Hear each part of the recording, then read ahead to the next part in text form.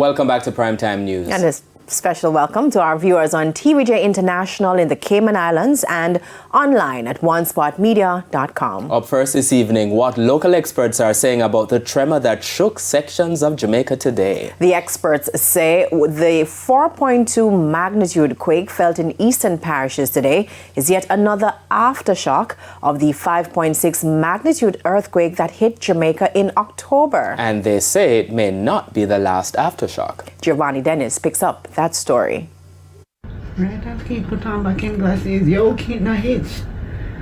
This was the 30th of October, exactly a month ago. This is where the minds of many Jamaicans who felt today's quake immediately went. You've got people suddenly being very, very worried. Is this all I'm going to get? Is this what's going to happen? Or is this leading up to another big one or something like that? So it's one of those problems that you basically, people are unsure because they felt the first one and that was big. And then they felt a couple after that. And then today we've got this other one. The 4.2 magnitude earthquake was confirmed by the earthquake unit at the University of the West Indies, Mona, based on local seismic data. It's roughly a tenth of the power of the 5.6 magnitude Jamaica felt a month ago. Professor Simon Mitchell is a sedimentary geologist and one of the foremost experts on earthquakes in Jamaica. A month ago, he predicted this.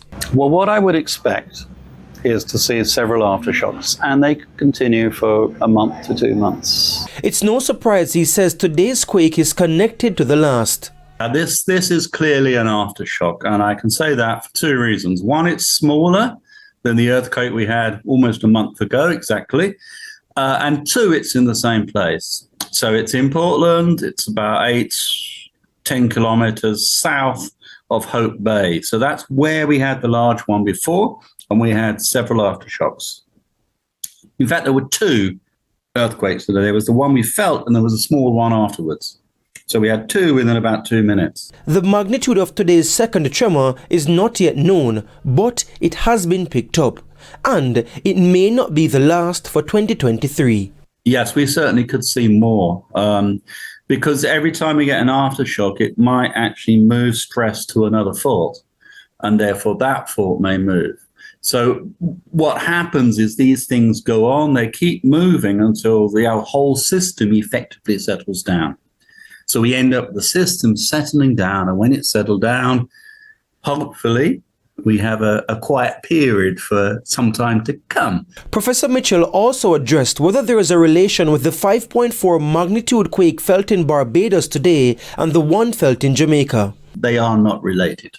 Okay, so what went on in Barbados and what has been going on in Jamaica are not related. They're different faults. They're a long, long way apart. And actually, they're different types of faults. There were no immediate reports of damage or injury due to today's earthquake in Barbados. Giovanni Dennis, TVJ News.